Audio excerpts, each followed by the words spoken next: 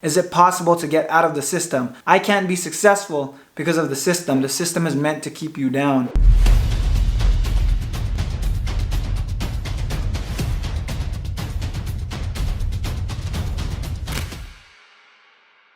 Hey guys, welcome back to another video. Today we're talking about something I hear a lot, and it's something that people blame their lack of success for, and that's the system. Is it possible to get out of the system? I can't be successful because of the system. The system is meant to keep you down. I want to go in depth about some of the reasons why there is a system that is meant to keep a lot of people down, but it shouldn't be an excuse, and it's possible to get out of there. Just like I've proven with my life and my career, and I'm continuing to prove. I want to shatter some myths about the system that keeps people down, but I also want to show you guys and give you a look into where I grew up, the town I grew up in, show you why the system does exist. And we're gonna really learn a lot about that. So I'm gonna take you guys on a drive. We're gonna go across the city. I'm gonna show you some of these things. Just a disclaimer, I'm not from the hood or nothing. I'm never gonna claim to be from the hood. I hate when people act like they had it rough. But I do come from a place where you do see things that I don't see in higher income neighborhoods. When I'm in Beverly Hills, I don't see any of the stuff I see from where I grew up. These places that I'm gonna show you today are places that they only have to keep people down or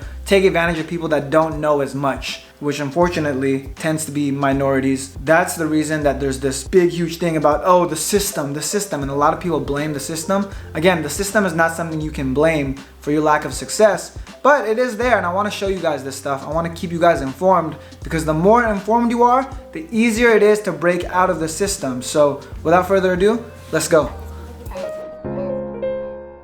Remember when nobody believed in me. I made a million, changed the scenery. I still remember when women were mean to me. These days I walk in the club with security. These days I'm feeling a change in the energy. These days you know that I gotta move differently. They making songs while I'm buying. Alright, so we're here, we're driving the Prius. It's my mom's Prius.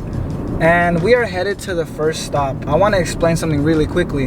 When I say the system, I'm speaking about the businesses that are put in these communities like the one I grew up in, that take advantage of people that don't know enough or aren't educated enough, are ill-informed. And it's not their fault. Again, I understand both sides. From the business owner's perspective, they can make a lot of money. The only issue is it takes advantage of the people that don't know any better. As a result, you keep them at the bottom. So we're gonna make our first stop right now. Once we get there, I'm gonna turn the camera back on. But I really wanna show you exactly what I mean and break it down in this video. That way you guys know what to avoid in the future. And again, you can't blame the system if you are informed. Alright guys, so we're pulling up to one of the first places here. It is actually a check into cash place. When I say that, there's two reactions that we get. There are the people that are rich that are like, what is a check in the cash place? You mean a bank? No, I do not mean a bank. And then there are people that may have grown up in lower income neighborhoods or a place like me, and they understand exactly what I mean by a check in the cash place. Let's pull up to the front here and show you guys a check in the cash place. What is a check in the cash place? A check in the cash place is exactly what it sounds like. It's a place where you bring your checks and they give you cash. All they do is cash your checks for you. You're like, cool, what is the difference from that in a bank? Here's the difference. A person that's financially educated, when I get my checks, I go to the bank to deposit them into the bank. Unfortunately, what a lot of people that live in areas like mine do is when they get their checks, the first thing they want to do is spend it. Because that's what they were taught growing up. That's what their parents taught them because their parents didn't know. So they got to check in the cash places and they get charged to cash their check. Whereas a bank, if I deposit my money, it'll be available the next day. They pretty much put a premium on it where they say, hey, we'll give you the cash today, but we're going to charge you to do it. They do a lot of other services where they charge you. A great example on the sign there, if you want to zoom in, can I see this? It says payday advance. And essentially what a payday advance is, they charge you extra to get your check in advance. So if I have a job and I know I'm getting paid on Friday, but I need it on Monday, they charge me money to give me the money early. Because of that, it keeps me in a trap, because let's say I spend money just to collect my own money that I'm owed in the future. When I get paid, my check goes directly to them. So all they're doing is letting their money work for them and taking advantage of people that don't have any money and don't know any better. Because if I don't know, if I'm uninformed and I see, oh, I can get my money early, it's only gonna cost me X amount, the first thing I'm doing is getting a payday advance. Because of the name, check into cash, it makes a lot more sense than a bank. People don't understand what banks do. If I'm a kid, I'm like, banks steal your money. So you're saying I put my money in there and they hold it for me? that's a scam. That's what goes through someone's head. Whereas checking the cash, oh, I give them my check, they give me the cash. It's honestly a messed up system, the fact that it's so easy to understand. But that's normally what goes through people's heads. Places like this take advantage of people that need money. That's how they make their money. We're gonna keep going. I'm gonna keep showing you guys around to other places that you should avoid and other places that contribute to that system that people talk about, the system that keeps you trapped, system that keeps you down. So as you guys can see, there's a 99-cent store right there. That gives you an idea of like what to expect in this neighborhood. Some of my friends that come from different countries, they come, they're like, what's a 99-cent store? I'm like, everything is 99 cents. And they're like, what? Like, I've never experienced that. What is that? Like, that's crazy. Let's go there. As you can see right there, a coin-op laundry. That's for people that can't afford like a laundry unit, dryer, washer in their house. So they have to go there and pay money to wash their clothes, which is crazy. Discount cigarette, another one.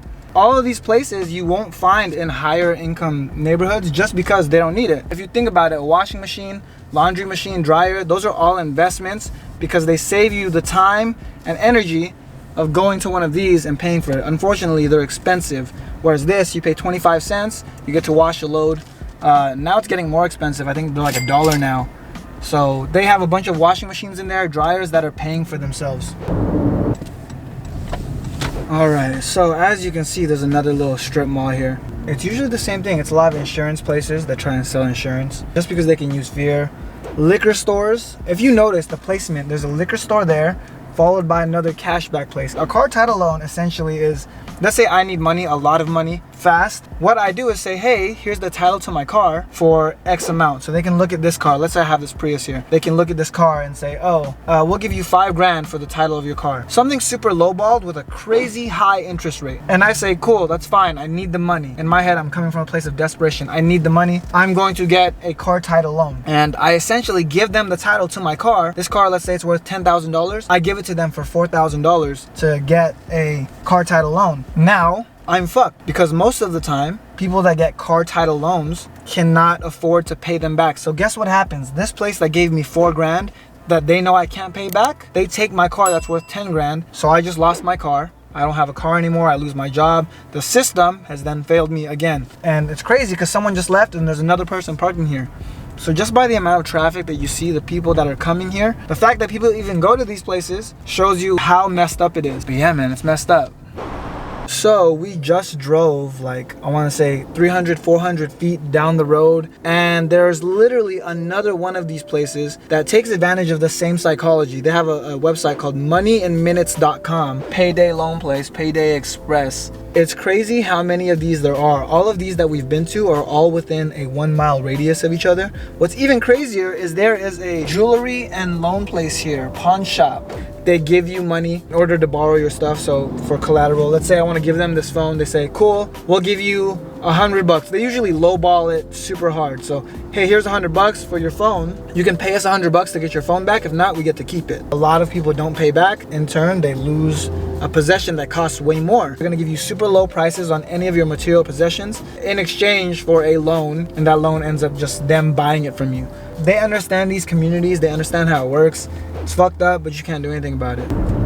When you start opening your eyes to everything around you, start looking at it, all of these businesses are strategically placed because they know who their audience is. They know who they're selling to. They know who's in their community. And all of these business owners, they're not broke.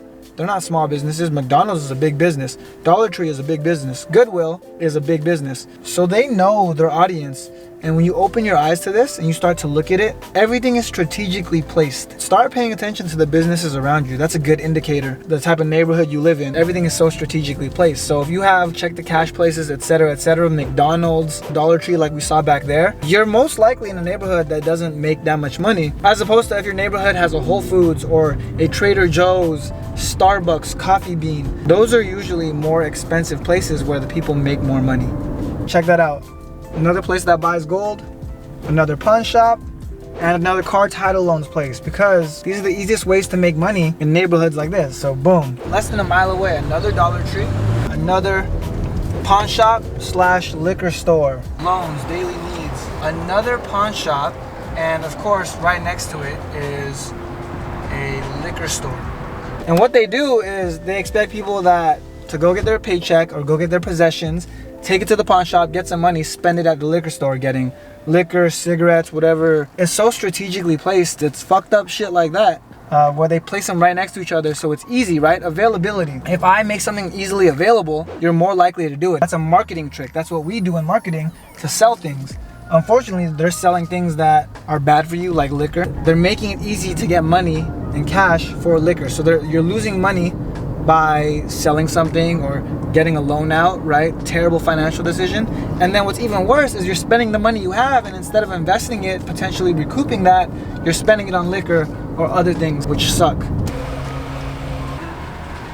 So we just passed the Jack in the Box, and they take EBT. That's another good indicator. If you guys don't know what EBT is, essentially it's food stamps. When you hear food stamps, it's EBT. And normally you don't get EBT unless you don't make that much money. They take EBT at the Jack in the Box we're at. I'm gonna get a video of us driving through it, because I am gonna eat Jack in the Box. Shit, I grew up here, so I enjoy stuff like this.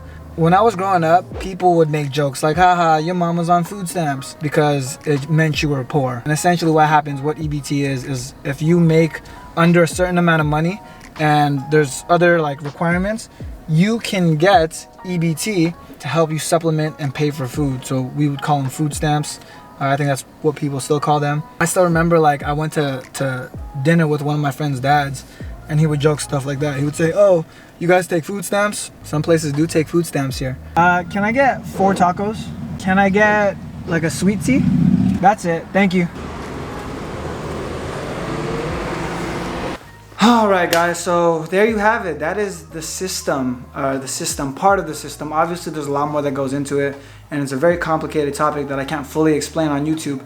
But I just wanted to share some of the things that go through my mind when I see this. And I want you to start looking at the world around you like this, because regardless of what situation you might be in, whether you're in somewhere that's an affluent area like Beverly Hills where you don't have any of this stuff, or whether you came from an area like me where you have a lot of this stuff, the first step to beating the system is understanding the system and informing yourself and educating yourself. And I'm very passionate about this because this is where I came from. Is the system a little bit broken? Yes, but it's not an excuse to complain. I see countless people say the system is holding me down, I'm never gonna be successful, and that's not true. Your success is determined by you.